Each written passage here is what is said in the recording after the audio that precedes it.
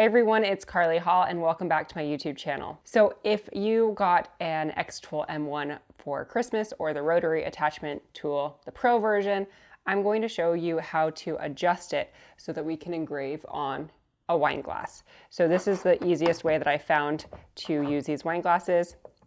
I made a whole bunch for Christmas and it's actually easier than I thought it would be. So I've been using kind of a combination of the chuck and the sphere holder, which is used for ornaments or round surfaces, but I've actually been using at the base of my wine glass so that it stays in place, because the rollers, unfortunately, the bottom of the cup is too heavy and it will not work. So this is how I've been engraving my wine glasses. It's not perfectly level, but it's been working great. So let me show you how to set this up from the roller base configuration. Okay, so here's what your rotary attachment looks like when you receive it. And we want to take it from that to the configuration that you just saw, where you can hold a wine glass. And the reason that this configuration doesn't work is, well, for these wine glasses, they're bottom heavy, so they just slide. And I even tried to use the level tool and place it, and it worked a little bit, but it was still sliding and I just wasn't confident that it would hold while I was using it. So I decided to be brave and use the chuck tool. I was really intimidated by this process, so I'm going to hold your hand and walk you through it so that it's a little bit easier for you. In the box, you will find some pieces. We need the actual jaw chuck components. So we have the holder, this rubber gear pulley, and then you'll have these two longer screws. We'll need whatever step jaw component you want to use. I'm using the double step. We have this little doodad guy. Lastly, you'll have a chuck key. So those are the parts that you'll want to pull out to follow along. At the end of the video, I will show you how to put it back into this configuration. So if you're watching this and you need to return back to your rollers, I will add a chapter so that you can reconfigure it back to the rollers. So to start, we're going to unscrew the bottom base plate screws using the smaller hex key. So we'll just unscrew the bottom components. There's two screws right at the bottom. Depending on how your rollers are configured, they will be in one of these three slots. Okay, so we unscrewed both of those. While you're working, I recommend adding your screws to a little baggie so that everything stays super organized. So I just dropped them into a little jewelry findings bag. And then we are going to pull out this roller first. So I'm pulling out from the C. I like to slide mine over and pull out so that I don't force the gear out, and I just pulled it out, and you'll pull off the end piece and put that into your baggie as well. On the next roller, we have some screws that we need to remove, so little grub screws, and using the smaller hex key, I'm just going to find those screws and unscrew them. So there's two. We'll rotate this and we'll unscrew the second one. These are really, really tiny, so make sure those go right into the bag. And then we'll unscrew the second little screw, placing it right into the bag. So now we can slide this piece out, grab the end off. So in the bag, I have my two little grub screws, my tiny little screws for under the base plate, and then the two end supports. And I'll put those with the roller so that I don't misplace any of the pieces. So if you're following along, feel free to pause as I'm moving along. This is what we should look like at this point. So to install the chuck, we need the little black piece that looks like this. It has two tiny little screws in it, and we are going to install it on the outside of our rotary tool. We want the flat edge of this silver piece to be facing down. So to turn that, you can actually just use the knob on the inside. So I'm using this knob here. And as I turn it, I can rotate it so that the flat edge right here is down at the bottom. So flat edge down at the bottom. And then using this little piece, I'm going to pop it on with the screw still on there. I'm just going to snap it into place. Now, if we look through the bottom, you can see a little screw there. So we want the bottom screw to tighten that first. So while holding it in place, I'm just going to tighten up that screw. And like I mentioned, I did not remove those screws. And I'm just going to finger turn it so that I can see the next screw and make sure that I'm tightening that screw on so that it's holding in place, but not over tightening. I'm going to go back and check the first screw since I tightened up the second one. And when you're returning to the original configuration, you can actually leave this piece on. You don't need to remove this every single time. So next we're going to install the chuck holder. This is a really cool piece because you can actually install it one of two ways. So you can install it this way and hold your object over here. But if you're engraving a handled object, you can use this plate as a counterbalance and then use it to hold your object on the right side so that if it had a handle or something, it could rotate this way and you could increase the height on a block or something like that. So depending on which configuration you need, you'll install this either facing this way or facing this way. So really, really cool innovation by xTool. Now we want to place this gear pulley onto the chuck and the piece that we just installed. So I have it around the two pieces and then it's placed in the notched area and it sets pretty evenly on top. And then using the big longer screws and the larger hex key, we're going to drop those screws into the two slots here. So we'll drop those in and tighten them up. So I have those tightened up and now you can see as this turns, this pulley will rotate as well. Pretty simple.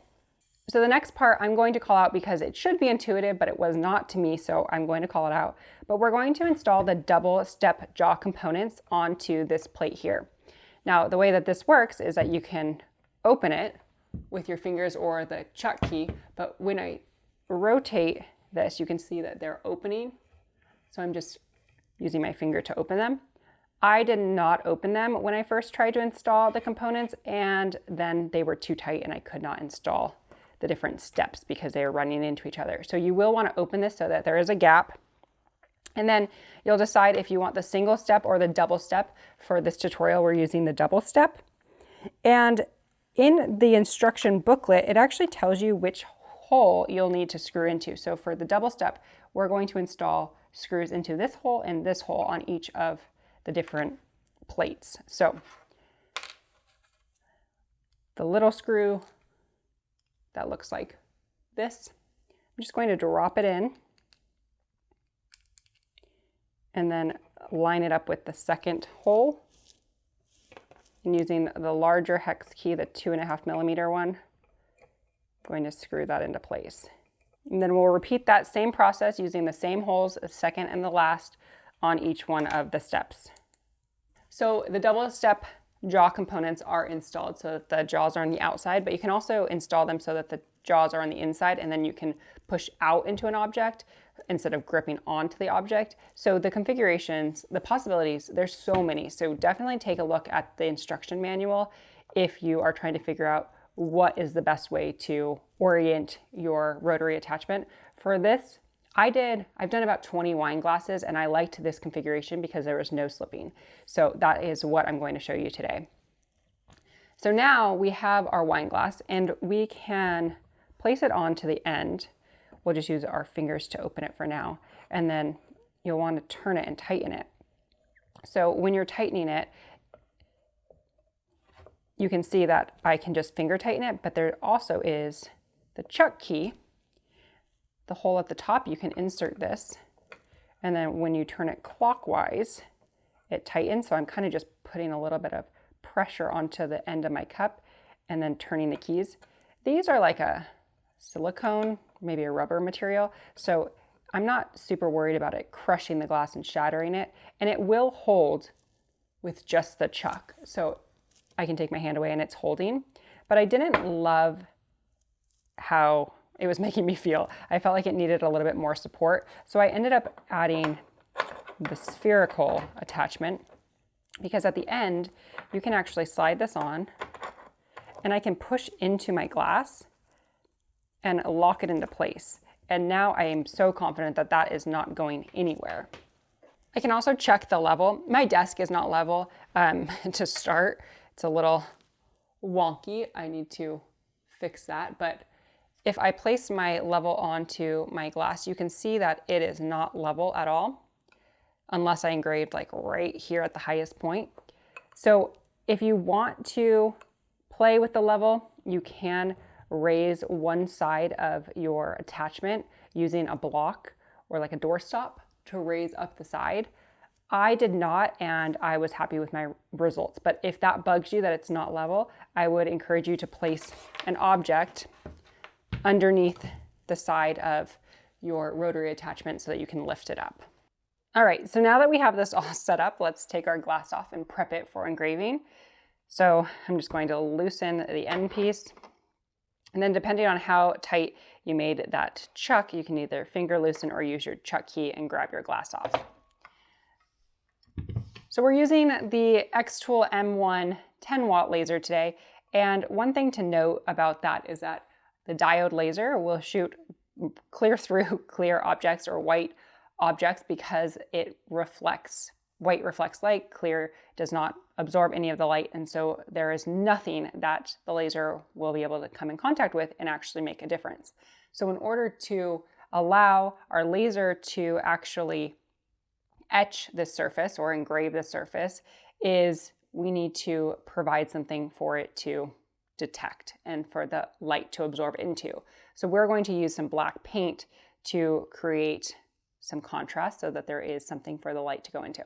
You may see on the internet that people recommend tempera paint. So this is tempera washable paint. And the reason that people recommend this is not because of any type of material or element that's in this paint. It's just because it's super washable.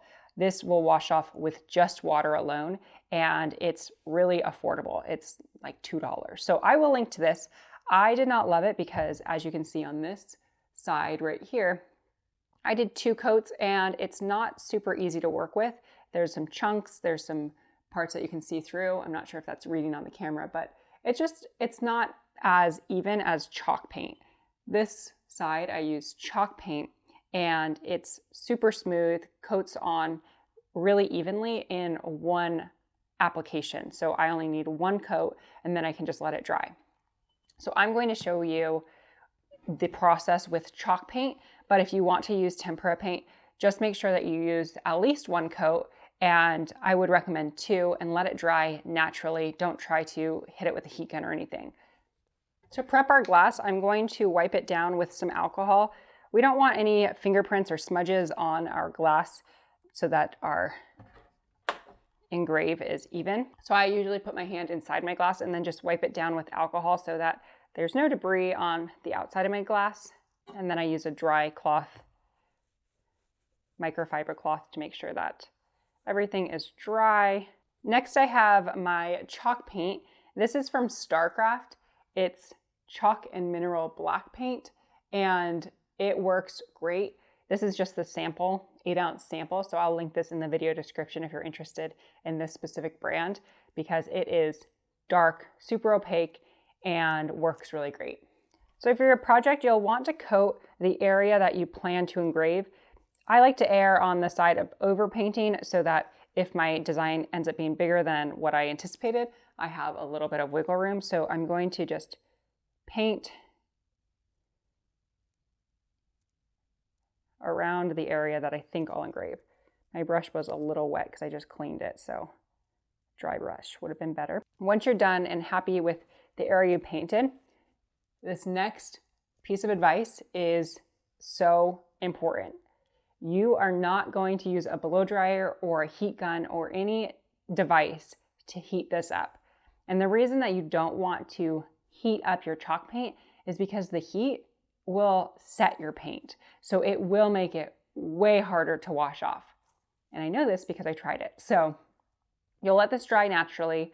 I painted a whole bunch of glasses ahead of time, and then the next day I went back and engraved them. So let this dry naturally. If you do not, it will add a lot of scrubbing to the back end after you engrave it. So set this off to the side, let it dry, and then meet me back here for the next step.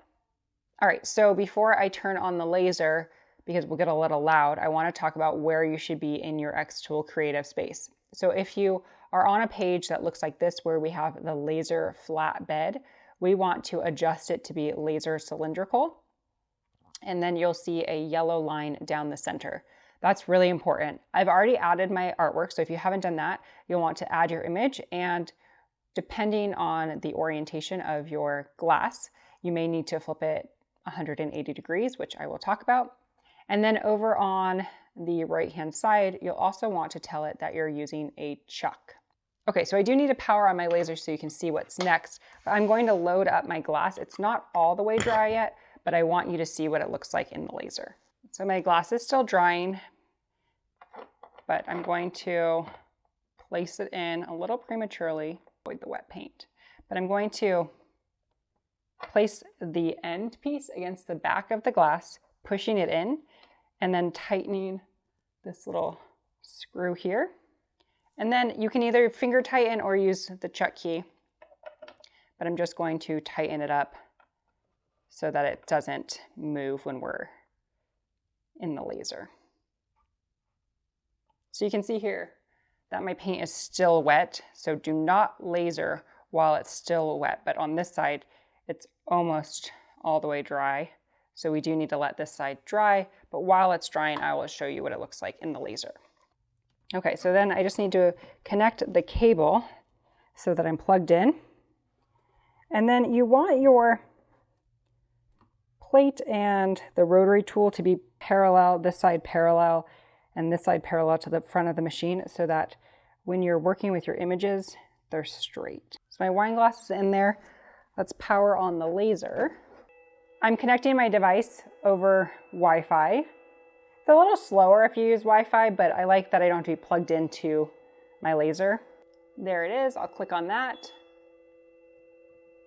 And now we are connecting to our machine. So on the laser side, you'll see a red dot beaming down.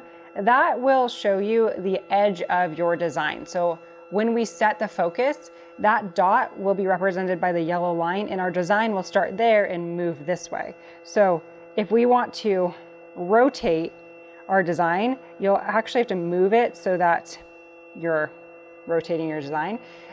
Depending on the step you're in, you can rotate this. I just unplug the cable and rotate it.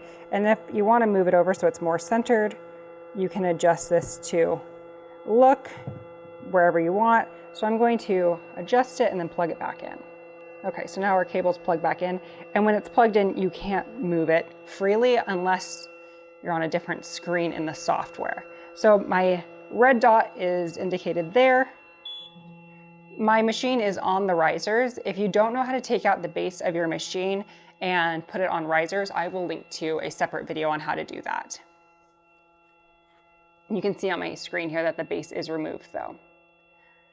Okay, so like I said, the red dot will be indicated or shown with this yellow line after you auto measure. So we're going to click auto measure here.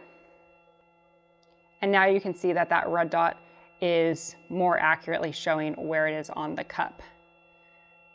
The distance that it's showing from the cup is 0.23. That automatically is determined. If that isn't automatically coming up, you may need to manually input your measurements. We're using the chuck attachment, which we already selected earlier, and you will need to put in the perimeter of your glass. So if you don't have another glass handy, I do, thankfully, we will measure this out. So you can either measure the diameter across the top of your cup, so mine is about 2.75, or you can measure the perimeter of the area where you will be engraving. So mine is about 11. So roughly, we'll say 11. So now I have my design, and the width of my design is 2.9, so 3 inches. And I think I painted enough width onto my glass. But you can adjust the size of your design at this point, whatever size you want it to be. I'm going to make mine a little bit smaller because I'm not sure I painted that wide. Let's do 2.58. And like I mentioned, you'll want your design to be rotated to match the orientation of your cup. So my cup, the top of the cup is here and the base is here. So I want my design to be the correct orientation. As for the setting, I have user-defined settings. So my image is selected and my power is set to 100. My speed is set to 83. And I have 1 pass on and lines per centimeter 100. The reason that I chose these settings was based on a YouTube video that I had seen. I will link it.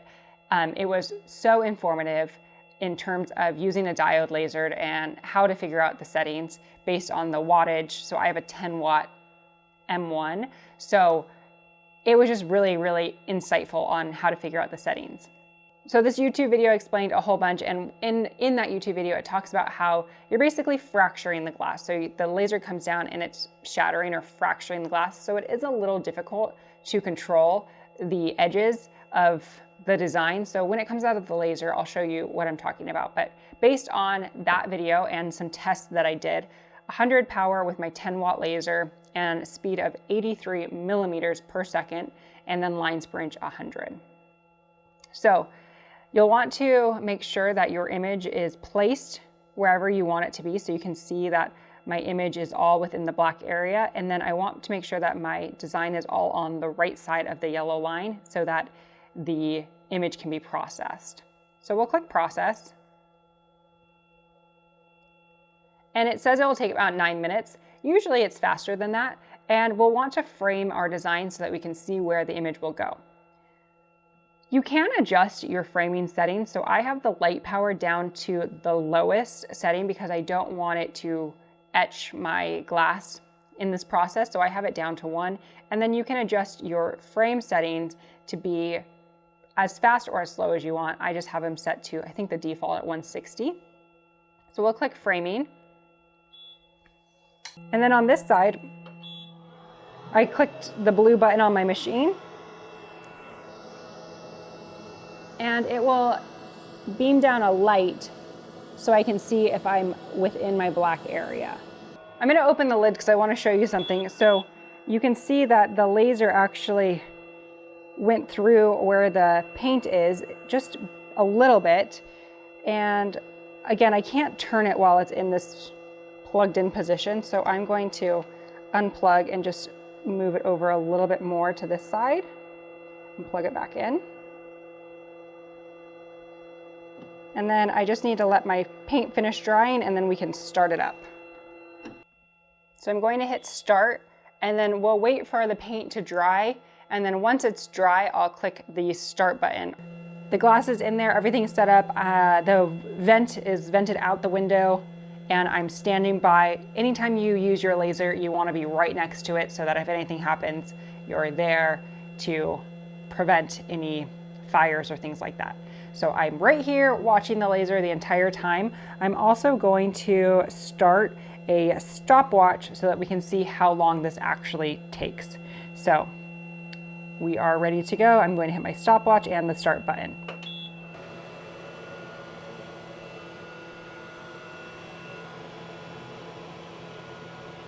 As a reminder, when you're watching your laser, just watch it through the protective glass. This is colored glass so that you are not hurting your eyes. You don't want to watch from under your machine. So avoid looking at the laser under the machine because that can be damaging to your eyes and it's damaging to camera sensors as well. So you don't want to record what's happening under your laser either. All right, so the wine glass is done. We're stopped at 3 minutes and 44 seconds, so much shorter than what xTool software anticipated. And let me pull out the wine glass. So if you were making a bunch of these, the cool thing is that you can leave this tool right in place. And then I'm just going to unscrew the back first. And then unscrew the chuck, and then I can just slide it out, leaving my rotary tool in place so that if I wanted to make a bunch of these, I can leave them all in the same spot. So here's how it looks right out of the laser. You can see that it was in the painted area. Now we're going to take it to the sink and just wash it off with some water. So what I found works best is if you use super hot water and fill up your glass with the hot water. It will soften your chalk paint a little bit. So this is pretty warm. It's not super hot yet. And then we'll just wet the front of our cup.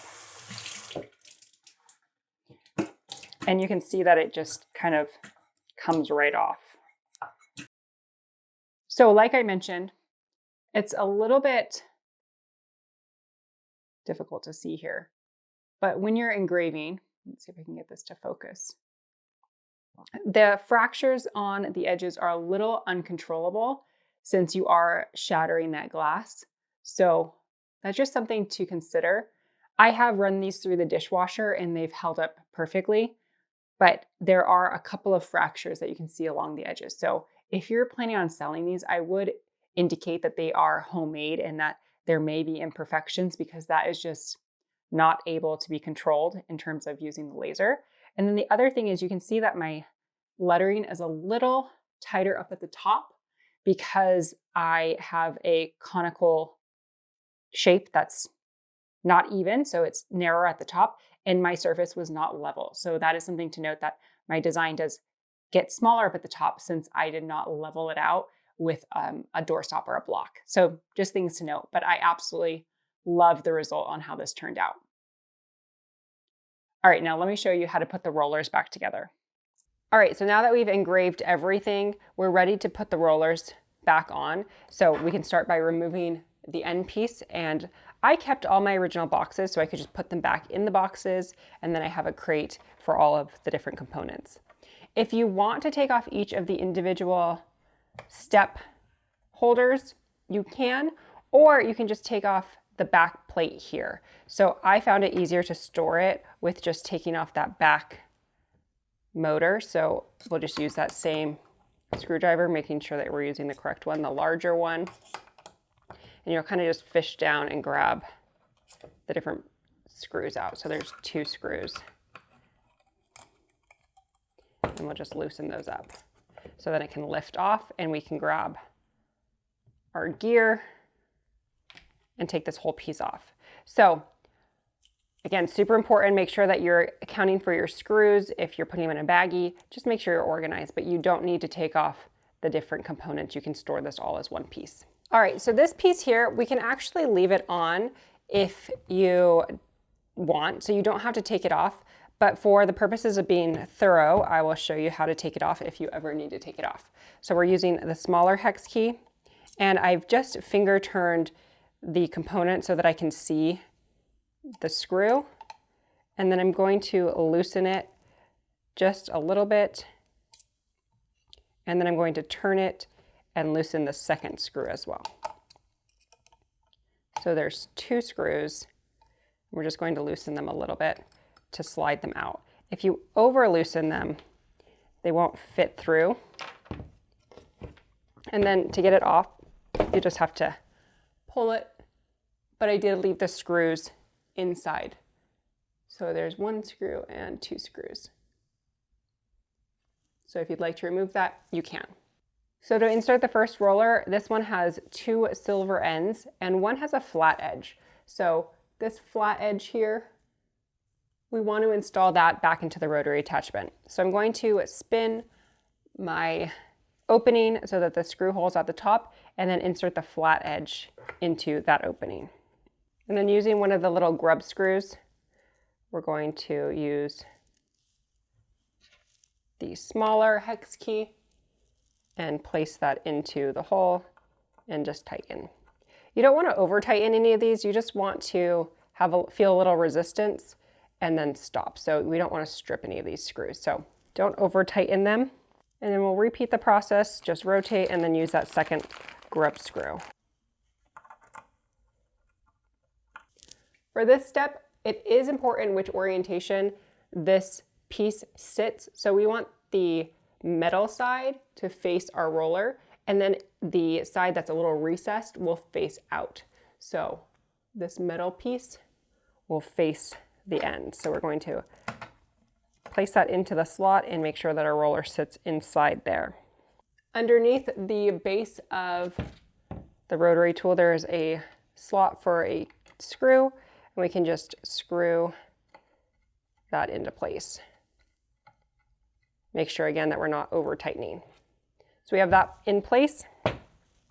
So inside this roller, there is your rubber gear, and we're going to insert it so that the black side of our roller sits inside the gear. So the easiest way that I found is to insert it on the front end and then slide it over until I'm seated in whatever slot I want to be in. So I want to be in the C slot, so I have it inside, and it's easier for me to start it at the A slot, put it inside that gear, and then move it over until I'm happy. And then we'll repeat the same process, making sure that the recessed side is on the out and the metal is facing that bar. So the whole side. And then we'll drop that into place and flip it over.